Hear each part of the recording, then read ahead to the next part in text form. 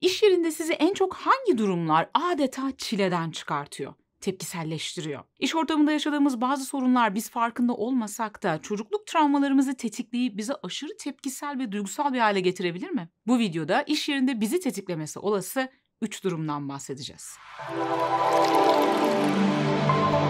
İş yerleri, kurumsal şirketler, holdingler deyince dışarıdan yetişkin insanların çalıştıkları, ürettikleri, kendilerini var ettikleri büyük yerler gibi görürüz. Oysa genellikle gerçekte olan, içinde büyük çocukların bulunduğu devasa kreşler olduklarıdır. Bunun sebebi o iş yerini oluşturan en önemli parçalar olan bizlerin her ne kadar dışarıdan fiziksel olarak bir yetişkin gibi görünsek de içeride ruhsal olarak 0-6 yaş döneminde takılıp kalmış yaralı çocuklar olmamızdır. Geçmişte özellikle çocukluğumuzda ya da belki ergenliğimizde bazen bir şeyler yolunda gitmez. Bazen bir şeyler gereğinden fazladır, bazense eksik ya da dengesiz. Ve sonuçta bizler ruhsal olarak yaralanırız. Bu yaralanmaya karşı çocuk zihnimizle bazı savunma mekanizmaları, baş etme stratejileri geliştiririz. Mesela kimimiz yaşadığımız acıyı bastırmaya çalışırız, yok saymaya çalışırız. Kimimiz aslında hissettiğimizin tam tersiymiş gibi davranırız. Kimimiz yaşadığımız acıdan korunmak için ya da cezadan korunmak için hayatımızdaki zorbayı memnun etmeye, ondan onay almaya çalışırız sürekli. Kimimiz mükemmelliyetçilikle mesela eleştirilme, yargılanma ya da onaylanmamanın yarattığı suçluluk ve değersizlik duygusundan kaçmaya çalışırız. Çocuklukta acıya karşı geliştirdiğimiz bu baş etme stratejileri bir süre sonra kalıcı hale gelir ve yetişkinlikte de aslında kullandığımız düşünce ve davranış alışkanlıklarına dönüşür. Hatta Alain de Botton şöyle der: kişilik dediğimiz şeyin büyük kısmını kaygı ve üzüntüye karşı kendimizi nasıl savunmayı seçtiğimiz belirler. Bu konuyla ilgili Kişiliğim dediğin ama aslında travma tepkisi olan 5 davranış isimli videomda ilginizi çekebilir. O videonun da linkini yorum kısmına bırakıyorum. Çocuk zihnimizle acıya karşı geliştirdiğimiz bu savunma mekanizmaları kısa vadede bizi rahatlatır gibi görünse de aslında bizi o hep yaralandığımız ilk andaki hislere götüren, çocuk yaşta takılıp kalmamıza ve yetişkin benliğimizin yeterince gelişememesine neden olan bir döngüye hapseder. Sonrasında farkında olmasak da hep o yaraya benzer yerlere gitmeye çalışırız ve oraya gidip o yarayı iyileştirmeye, yarım kalan işleri tamamlamaya çalışırız. Bu videoda bahsedeceğim işte iş yerindeki bazı durumlarda o çocuk yaşta aldığımız yaraları tetikleyebilir. Ancak bu videonun yanlış anlaşılmasını istemiyorum. Bu videonun amacı kapitalist sistemi destekleyip bütün suçu bireyin üzerine yıkmak değil elbette. Anlattıklarımla karşı taraf tamamen sorunsuz, sorun sizde demek istemiyorum. Zaten amacımız tırnak içinde bir suçlu bulmak değil. Amacımız verdiğimiz tepkilerden yola çıkarak kendimize doğru bir yolculuğa çıkmak. Kendimizi daha yakından tanıyabilmek. Dış dünya ve diğerleri, onları nasıl gördüğümüz, nasıl algıladığımız, onlara nasıl tepkiler verdiğimiz bize yansıtan aynalarımızdır aslında. Çünkü onlara verdiğimiz tepkiler, onlara algılama biçimlerimiz, duygularımız, düşüncelerimiz, davranışlarımız, bunların her biri içte var olan ve ilgilenilmesi gereken yaralarla, ihtiyaçlarla ilgili bize bazı mesajlar verir. Şimdi bazılarımız şöyle diyebilir: ya benim çocukluk travmam yok ki. Travma deyince aklımıza hep böyle çok somut ve nispeten böyle sanki daha büyük, daha şiddetle yaşanan bir takım krizler geliyor. Ancak çocukluk çağında yeterince ya da dengeli bir biçimde sevgi, şefkat, her halinle kabul edilme, onaylanma, güven, güçlü ve yeterli hissetme gibi duygusal bir takım ihtiyaçlarımızın karşılanmamış olması ya da yetersiz ya da dengesiz bir şekilde karşılanmış olması da travmaya sebep olabilir. Ve ebeveynler çoğu zaman bunu farkında olmadan ya da hatta bazen iyi niyetle yaparlar. Bu yüzden çocukluk çağında bir travmamızın olması ille de ebeveynlerimizin kötü insanlar olmasını gerektirmez. Peki gelelim iş yerinde bizi tetikleyebilecek durumlara. İlk durum patronla ya da yöneticiyle sorunlar. Yani genellikle otoriteyle ilgili sorunlar. Bunlar neler Neler olabilir mesela? Patronunuz aşırı öfkeli olabilir, hakikaten zorba gibi olabilir, bencil olabilir, adaletsiz olabilir ya da onun beceriksiz, yetersiz olduğunu düşünüyor olabilirsiniz. Ya da belki onun sahte olduğunu düşünüyor olabilirsiniz. Bu arada bu gerçekten öyle de olabilir. Ama burada üzerinde durduğumuz nokta onun nasıl olduğundan ziyade bizde yarattığı duygu durumu ve bizim onu nasıl algıladığımız. Peki bu durumun sizi tetiklediğini nasıl anlarsınız? Sık sık çalıştığınız iş yerlerinde yönetici pozisyonundaki kişilerle sıkıntı yaşamak. Onun söylediklerinin ve yaptıklarının sizi fazlasıyla tetiklemesi, aşırı tepkiler vermeniz. Mesela kendinizi sürekli onun dediklerini ya da yaptıklarını düşünürken bulabilirsiniz. Ya orada öyle dedi, niye öyle dedi? Böyle yapmamalıydı. Tekrar tekrar zihninizde onunla yaptığınız görüşmeler ya da onun dediği bir takım sözler ya da davranışları oynatabilirsiniz mesela. Yani ciddi bir aşırı düşünme, ruminasyon durumunda kalabilirsiniz yöneticinizle ya da patronunuzla ilgili. Ya da mesela belki onun yaptığı bazı davranışlar sizi fazlasıyla hayal kırıklığına uğratmış olabilir.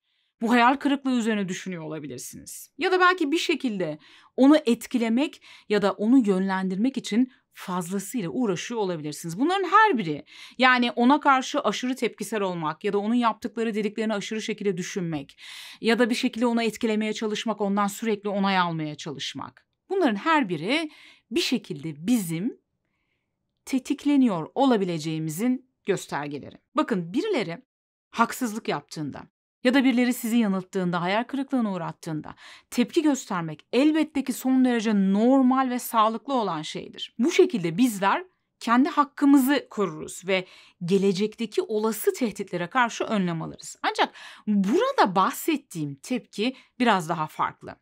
Eğer bu durumlar sizi diğer çoğu insana göre çok daha fazla etkiliyorsa, duygusal olarak da, davranışsal olarak da çok daha fazla etkiliyorsa, mesela bu durumu aklınızdan bir türlü çıkaramıyorsanız, sürekli tüm hayatınızın odak noktası haline getirdiyseniz, o zaman bir tetiklenme durumu söz konusu olabilir. Peki bunun kaynağı ne olabilir? Bu tepkilerimiz bize bizimle ilgili ne anlatıyor olabilir? Acaba patronu ya da yöneticiyi amiyane tabirle tırnak içinde bu kadar çok kafaya takmamızın sebebi bir şekilde onu geçmişimizdeki bir otorite figürüyle eşleştirmemiz olabilir mi? Ki bu otorite figürü anne babamız olabilir, bize bakım veren başka birisi olabilir. Yani anneanne, babaanne, dede, işte amca, hala, her neyse bunlar olabilir. Bir öğretmen olabilir. Acaba bizim bu verdiğimiz tepkiler geçmişte var olan bu kişi ve ondan aldığımız yara ile ilgili olarak bir hesaplaşma, geçmişte olan ilişkimizi düzeltme ya da o yarayı iyileştirme, onarma çabamız olabilir mi? Örneğin sürekli yöneticisini etkilemek isteyen, ondan hep pozitif geri bildirim almak isteyen, en ufak bir ona göre tırnak içinde negatif bir geri bildirim aldığında ya da en ufak bir hata yaptığında dünyası başına yıkılan kişi çocuklukta duygusal ihmale uğramış olabilir. Yeterince görülmemiş, duyulmamış olabilir. İlgisiz bir ebeveynin belki sürekli dikkatini çekmeye çalışmıştır ve bunu başaramamıştır. Bunun için çok uğraşmıştır. Ebeveyn diyorum ama dediğim gibi buradaki otorite figürü bazen bir öğretmen de olabilir ya da çocuğun hayatındaki başka bir otorite figürü de olabilir. Ya da koşullu sevginin olduğu bir ailede büyümüş olabilir. Yani ancak başarılı olduğunda ya da uslu durduğunda ya da bir şeyleri hatasız yaptığında kendisiyle yeterince ilgilenilmiş olabilir. İhtiyaç duyduğu ilgiyi, sevgiyi ancak o zamanlarda görmüş olabilir. Ya da bazılarımız utanç ve suçluluk duygusunun ağır bastığı bir aile ortamında büyümüş olabiliriz. Hatta bazılarımız belki ebeveynlerimiz tarafından ya da işte o otorite figürü tarafından belki fiziksel, belki sözel, belki de psikolojik şiddete maruz kalmış olabiliriz. Tabii bunların her biri ihtimaller ve herkes için her koşulda her zaman geçerlidir demiyorum. Ancak genellikle bu konuyla ilgili derinlemesine düşünmeye başladığımızda ilgili bir anı yakalayabiliyoruz. Gelelim ikinci duruma. Mesela sorumsuz ya da tembel çalışanlar. İş yerinde bazı insanları aşırı sorumsuz, tembel, disiplinsiz mi görüyorsunuz? Ve bu durum sizi aşırı derecede rahatsız mı ediyor? Mesela şuna benzer cümleler çıkıyor mu sizden de? Ben bunların yaşındayken asla geç kalmazdım. Hey, biz böyle miydik ya?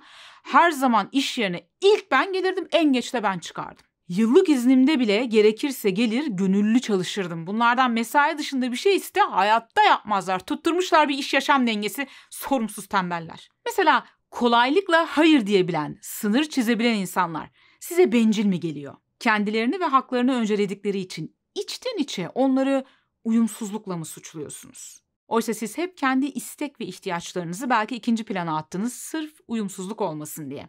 Belki de hiç istemediğiniz işleri yapmak zorunda kaldınız, yaptınız, sesinizi çıkarmadınız. Sorumsuz, tembel ya da disiplinsiz olarak adlandırdığımız, etiketlediğimiz bu insanların bizi bu kadar çok rahatsız etmesinin asıl sebebi belki de bizim zamanında kendimizi koruma, kendi istek ve ihtiyaçlarımızı ifade edebilme, bunu önceliklendirebilme, içimizden geldiği gibi davranabilme, hayır diyebilme, bir parça dinlenebilme ihtiyaçlarımızı fazlasıyla bastırmış olmamız olabilir. Yine koşullu sevginin olduğu ortamlarda büyümüş çocuklar ne yazık ki çoğu zaman onay alabilmek, kabul görebilmek uğruna pek çok istek ve ihtiyacını bastırmak durumunda kalır. Ve bastırılan bu ihtiyaçlar ileride bu ihtiyacı bize hatırlatan diğerleri tarafından tetiklenir ve bizi tepkiselleştirir.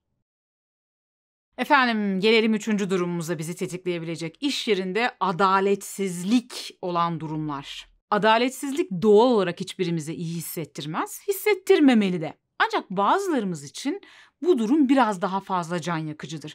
Bazılarımız buna karşı biraz daha fazla hassasız. Hatta bazılarımız çok da aslında adaletle ilişkilendirilemeyecek durumları da o noktaya çekip bunu bir adalet savaşı haline getirebilir ve bununla ilgili bir savaşçı olabilir.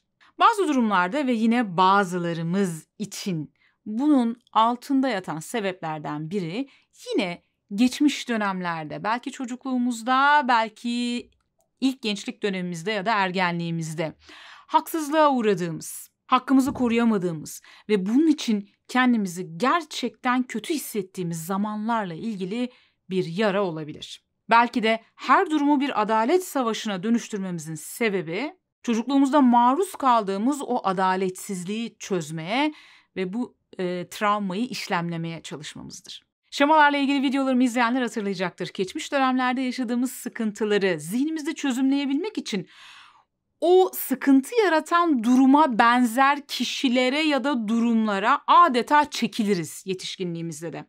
Yani sanki o travmayı tekrar tekrar kendimize yaşatmaya çalışırız. Tabii burada amaç yarım kalan işlerimizi tamamlayabilmek, daha önce de belirttiğim gibi.